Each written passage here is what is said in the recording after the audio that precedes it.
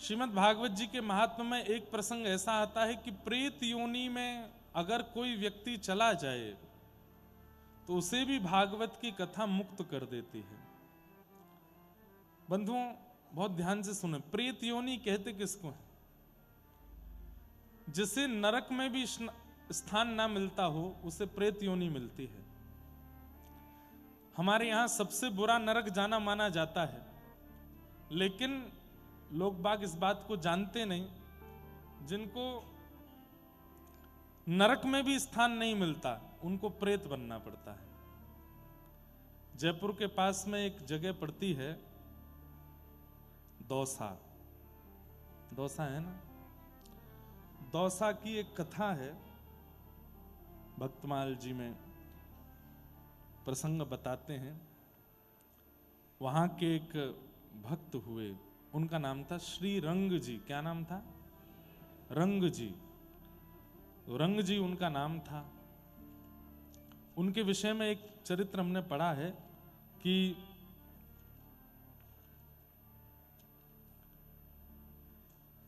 उनके दुकान में एक लड़का काम करता था। इतना व्यभिचारी था, इतने गलत काम किए उसने अपने जीवन में, किसी कारणवश उसकी मृत्यु हो गई। तो मृत्यु होकर के उसको नरक मिला। नरक मिलने के बाद में इतना बड़ा पापी था वो कि यमराज ने उसको नरक में पापियों का और यम के दूतों का सरदार बनाया उसको। मतलब जो नरक में लोगों को पकड़ पकड़ के लेके जाते हैं, ऐसे यमदूतों का सरदार बनाया उसको। रंग जी की दुकान में काम करने वाला व्यक्ति। तो उसके पास में लिस्ट होती थी कि आज कितने लोगों को लेके आना है, कहां कहां से लेके आना है। तो उनमें से लिस्ट में एक नाम फिर से दौसा के एक व्यक्ति का आया। उसने मन में विचार किया कि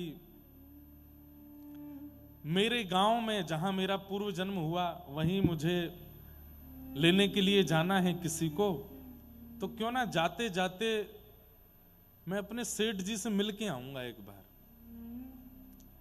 तो रंग जी अपने दुकान पे बैठे थे, तो बैठे बैठे उनकी जैसे नेत्र खुले। भजन पूजन नहीं करते थे, पैसा कमाने में ही रुचि ज्यादा थी उनकी। इतने में ही उनकी आंख लग गई थी। आंख लग के थोड़ी देर में खुली तो वही लड़का जो दुकान में काम करता था, जिसकी 6-7 महीने पहले मृत्यु हो गई, वो सामने बैठा है। सेठ जी तो घबरा गए, बोले कोई सपना है क्या है भैया? तुम्हारी तो प्राण जा चुके हैं, अब तुम कैसे बैठे हो? उसने कहा सेठ जी मुझे पहचान गए? बोले तुम्हें कैसे भूल जाएंगे, तुम हमारे दुकान में ही काम करते थे। बोले सेठ जी मेरी मृत्यु हो गई, और मृत्यु होने के बाद मैं यमलोक गया। यमराज जी ने जब मेरे जीवन में किए हुए, मेरे द्वारा किए गए कर्म देखे, तो उन्होंने कहा भाई ये इतना उच्च कोटि का पापी है, इसको तो अपने दूतों का मैं सरदार बनाऊंगा। तो आजकल मैं यमराज जी के दूतों का सरदार हूं। अच्छा क्या करते हो? बोले मैं नगर नगर जा जा करके पापियों को उठा के लाता हूं। तो दौसा में वो 4 नंबर गली में एक व्यक्ति रहता है ना, उसकी मृत्यु होने वाली है। 5 मिनट थे तो मैंने सोचा आपसे मिल जाऊं थोड़ा, ये सत्य घटना है। तो सेठ जी बोले उस व्यक्ति की मृत्यु होगी, मैं कैसे मानूं कि तुम सत्य बोल रहे हो? बोले अभी ना एक बैलगाड़ी निकलेगी यहां से। बोले हाँ, उसके सींग पे जाके मैं बैठ जाऊंगा, सोई वो पागल हो जाएगा।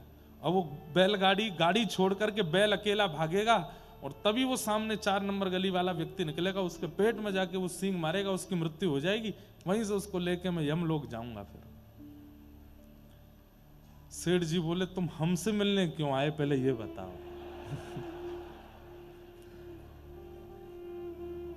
तब उस व्यक्ति ने क्या कहा? बोले मैं बहुत बुरा आदमी था, मैंने बहुत पाप किया अपने जीवन में, और मैं यमलोक जाकर के जब मैं देखता हूं ना, तो मुझे कई बार कुछ प्रियजनों की बड़ी याद आती है, और मुझे लगता है कि मैं उनको जाके समझा दूं कि मेरे जैसे कर्म मत करना कि तुम्हें नरक जाना पड़े। सेठ जी आप सत्य मानेंगे, मुझे मेरी मां की चिंता नहीं हुई, पिता की चिंता नहीं हुई, परिवार की चिंता नहीं हुई, पर मैंने इतने गलत काम जीवन भर किए, उसके बाद भी आप मुझे अपने यहां नौकरी पर रखते तो मुझे आपकी चिंता हो रही थी, इसलिए मैं आपको समझाने आया हूं। क्या ये गिनती करते करते जीवन निकल जाएगा? अगर एक अपराध भी आपका रह गया ना जीवन में, तो नरक आना पड़ेगा, और नरक बहुत बुरा है। इसलिए सेठ जी मैं आपको समझाने आया हूं, भजन कीजिए, आज से भजन शुरू कर दीजिए। भजन बिन नर मर घट के भूत, श्यामा श्याम रमे रसना सो तिनको जान सपूत। भजन बिन नर मर घट के भूत। सेठ जी आप भजन प्रारंभ कर दो। और बस इतना कह करके क्या गिरा भाई, इतना कह करके जब कथा होती है ना, तो आपको लगता है कि आप ही लोग बैठे हो, नहीं, कई दिव्य चेतनाएं भी कथा सुनने आती, और कथा सुनते सुनते जब दिव्य चेतनाओं का गमन होता है ना, तो वो कुछ हिला डुला करके जाते हैं। देखो हम जा रहे हैं, हमारी मुक्ति हो रही है, बस व्यास जी के सिर पे ही मत कूद पड़ी हो। तो सेठ जी को समझाया कि सेठ जी भजन में लग जाइए, और इतना कह करके बोले देखिए अब क्या होगा। इतने में ही वो बैलगाड़ी निकली, और अचानक से बैल पागल हुआ, गाड़ी से निकल के भागा। 4 नंबर वाला गली का वो व्यक्ति बाहर आया, उसके पेट में जाके सींग पड़ा, और ये सब सेठ जी देख रहे थे, जो कि 10 मिनट पहले उनको पता था कि ऐसा होने वाला है। उसी दिन वो रंग जी नाम के जो सेठ जी थे, इतने भजन में प्रवृत्त हो गए कि उनका नाम राजस्थान के भक्तमालों में लिखा गया। अद्भुत भक्त हुए, खूब भजन किया, खूब नाम किया। तो इसलिए प्रेत योनि जो है ये उनको प्राप्त होती है जिनको नरक में भी स्थान नहीं मिलता। प्रेत कौन बनता है? विशेष रूप से प्रेत वे लोग भी बनते हैं जो एक ही गलती, ध्यान से सुनिएगा, एक ही गलती बार बार दोहराते हैं, बार बार दोहराते हैं, और बीच में कई बार उस गलती को ना करने का प्रण भी ले चुके हैं, संकल्प भी ले चुके हैं, लेकिन फिर भी दोहराते हैं, प्रेत बनते हैं। आपको संकल्प शब्द बहुत सामान्य लगता है, लेकिन संकल्प शब्द की महिमा बहुत है। संकल्प लेने के बाद अगर आप दोबारा उसी कृत्य में जाते हैं, तो फिर उसके दुष्परिणाम के रूप में प्रेत बनना पड़ता है। प्रेत कौन बनता है? दूसरा, मातृ पितृ द्रोह करने वाला।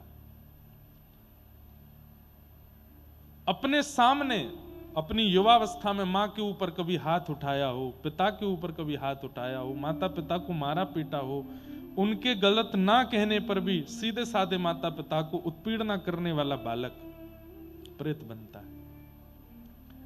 वे वजह पत्नी को मारने वाला, वे वजह पति से लड़ने वाला, मतलब अब कई तो पत्नियां भी मारती हैं पति को, सीधे डिब्बा में ही काट के डाल देते हैं। ऐसा देश है हमारा। आजकल पिछले कुछ सालों से ये केस भी आ रहे हैं, बक्सा में डाल दिया, ड्राम में डाल दिया, क्या क्या कर देते हैं।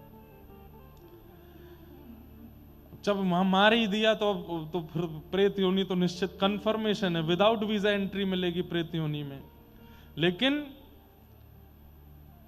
वे वजह पत्नी पर हाथ उठाने वाले, वे वजह पति को उत्पीड़ित करने वाले, ऐसे दंपति भी प्रेत योनि में जाते हैं।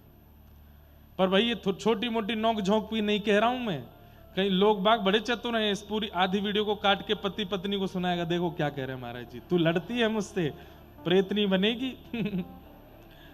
कहीं पत्नी पति को सुना, वो छोटी मोटी नोक झोंक प्रणय कलह तो सब जगह होता ही है, वो तो बहन भाई में भी होता है, वो तो बच्चे और पिता में भी होता है, वो तो पति पत्नी में भी हो, अच्छा है। पर वे वजह की बात पर इतना करना कि मार पीट तक आ जाना, उठा फटक कर देना, इतना घर का माहौल, छोटे छोटे बच्चे देख रहे हैं उनके सामने इतना दुष्कलेश करना, ये सब प्रेत योनि के लिए तैयारी। मतलब प्रेत योनि के जो भी प्रेतराज होते होंगे ना, वो देखते होंगे कौन उपद्रव सबसे ज्यादा है, उसको हम अपने यहां लेके आएंगे, उसको हम अपने यहां बनाएंगे। तो प्रेत योनि में जाने वाले लोगों के लक्षण हैं: वेदों की अवहेलना करने वाले, गौ हत्या करने वाले, गौ मांस खाने वाले,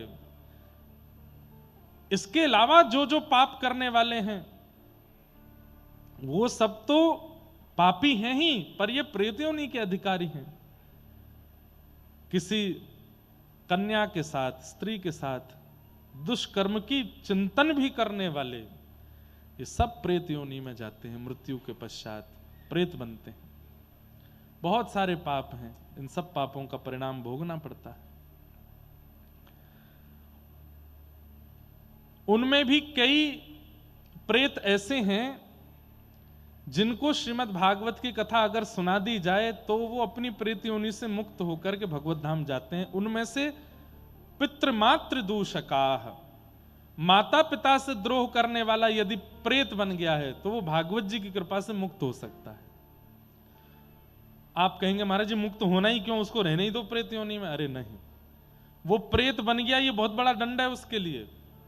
प्रेत को 24 घंटे इतनी पीड़ा रहती है जैसे हजारों बिच्छू उसको डंक मार रहे हों, इतनी पीड़ा में वो रहता है।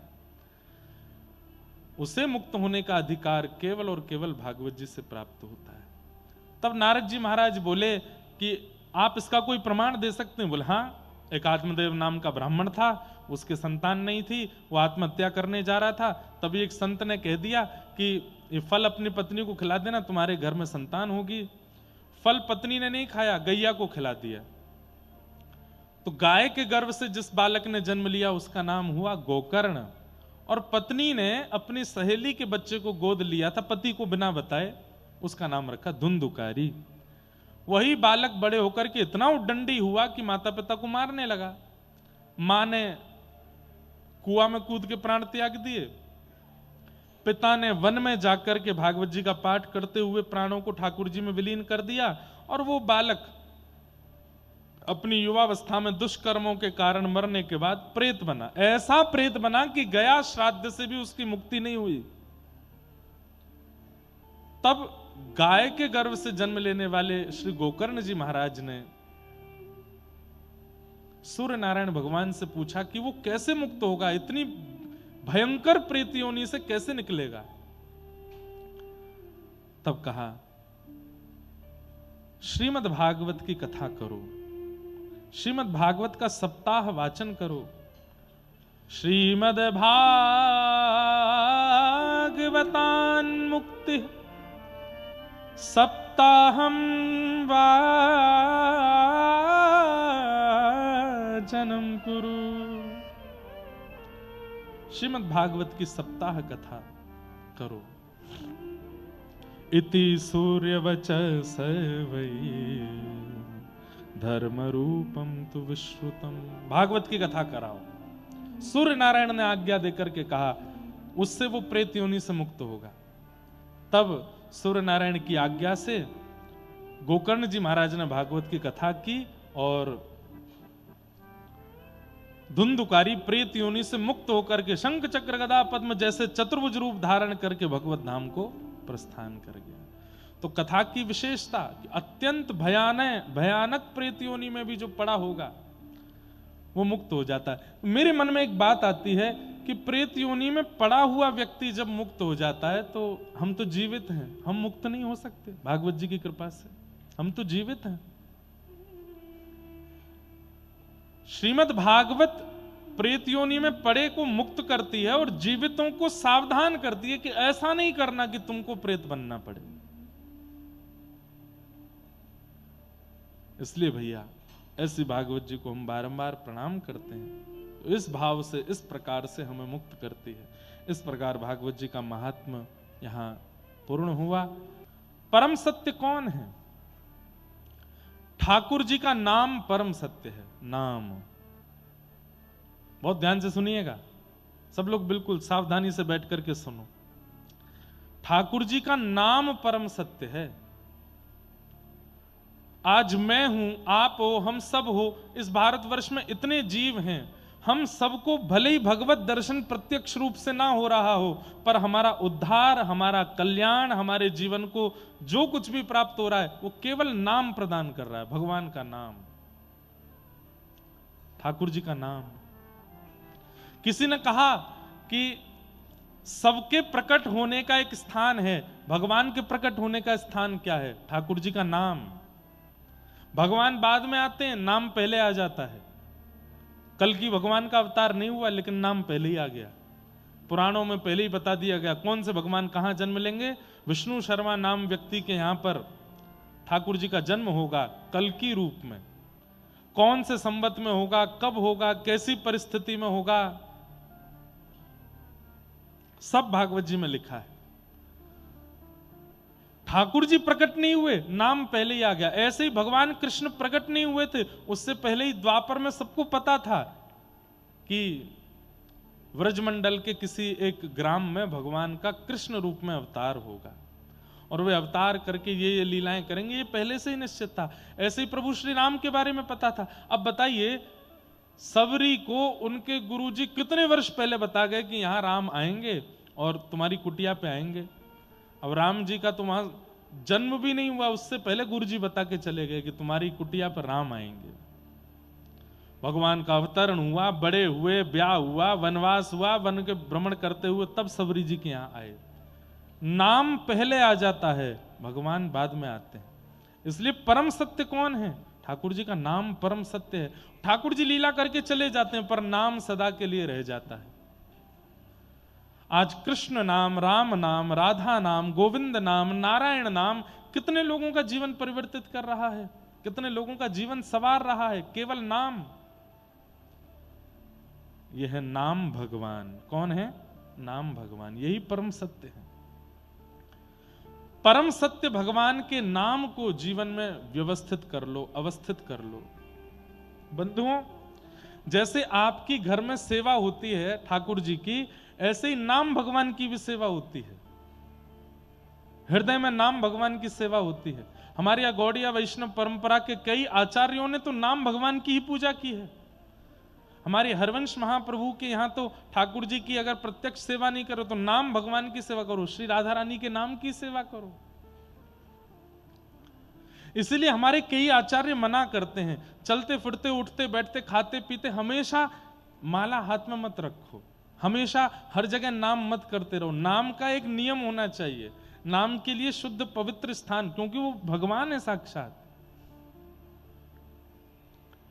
तो क्या करें? माला भले ही हाथ में मत रखो, जीव में बोलते रहो। हाँ, आचार्य की अगर आज्ञा हो गई है, गुरु आज्ञा अगर हो गई है कि 24 घंटा नाम माला पे करते रहो तो करो। लेकिन अगर गुरु आज्ञा नहीं है, अपने मन से चलते फिरते, उठते बैठते, खाते पीते, कहीं भी बैठ करके नाम नहीं करो। एक बार आसन पर बैठ करके कर लीजिए, बाकी पूरे दिन तो मन में चलने दीजिए, मन में उसका चिंतन होने दीजिए, मन में उसका भाव आने दीजिए। नाम, यही है परम सत्य। धर्म प्रोजित कैतवोत्र परमो निर्मत्सराणां सतां वैद्यं वास्तवमत्र वस्तु शिवदं तापत्रयोन्मूलनम्। श्रीमद्भागवते महामुनिकृते किं वा परेरीश्वरः सद्यो हृद्यवरुध्यते त्रिकृतिभिः शुश्रूषुभिस्तत्क्षणात्। धर्म प्रौजित कैतवोत्र परमो। श्रीमद् भागवत जी, सब लोग ध्यान से सुनिए, क्या करती हैं? हमारे चित्त में परम धर्म का बीजारोपण करती हैं। परम धर्म का तात्पर्य क्या बताया गया? परम धर्म का मतलब क्या बताया गया? जहां देह से भगवत क्रिया की जाती है वो धर्म है, और जहां आत्मा से भगवत क्रिया की जाए वो परम धर्म है। देह से मंदिर जा रहे हैं, देह से परिक्रमा कर रहे हैं, देह से ठाकुर जी की सेवा कर रहे हैं, देह से नदियों में स्नान कर रहे हैं, देह से तीर्थ यात्रा कर रहे हैं, ये सब धर्म है। पर एकांत में बैठ करके, नेत्र बंद करके मन से कुछ क्रिया कर रहे हैं, मन से ठाकुर जी का स्मरण कर रहे हैं, मन से तीर्थ यात्रा कर रहे हैं, मन से वृंदावन पहुंच रहे हैं, मन से भगवत सेवा में प्रदत्त हो रहे हैं, वो परम धर्म है। अब इसमें आलसी बनने की बात नहीं है, तुम जाओ वृंदावन होली खेलने, हम तो मन से जाएंगे, ये आलस में नहीं। क्या वह स्थिति बनी है आपकी कि आप मन से वहां पहुंच सको? और एक बात सुनिएगा बहुत ध्यान से, अगर मन से कोई सेवा में प्रवृत्त है तो प्रत्यक्ष वो उसको घटेगा। वो दिल्ली में बैठ करके सोच रहा है कि मैं वृंदावन गया हूं, बिहारी जी के मंदिर में ठाकुर जी आहा गुलाल उड़ रहा है, तो गुलाल की एक कणिका उसके अंग पे तो आएगी, अगर वो मन से प्रवृत्त होगा तो।